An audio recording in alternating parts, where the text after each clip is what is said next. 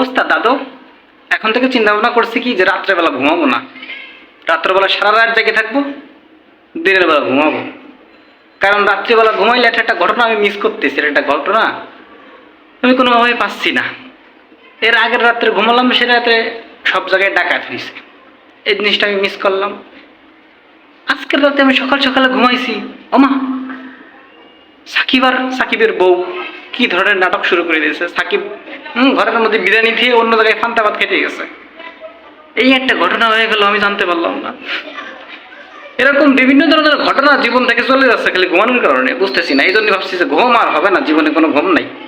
আর মূল ঘটনা আসি, মূল ঘটনা হচ্ছে কি যে ছোটবেলায় যখন মোটামুটি বুঝতে শিখছি, তখন এই 15ই আগস্টে ভাই ব্রাদার মিলে ভ্যান একটা ভাড়া করে নিয়ে বিভিন্ন জায়গায় যাইতাম কি কাঙ্গাল গোস খাইতে। আরে গোস্ত ছাড়া খিচুড়ি কি যে একটা স্বাদ, স্বাদে মুখ মাইরি আসে, সেই একটা স্বাদ ছিল।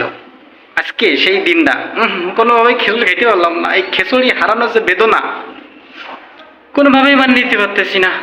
কারোর বাসায় যদি খিচুড়ি রান্না হয় অবশ্যই আমাকে জানাবে।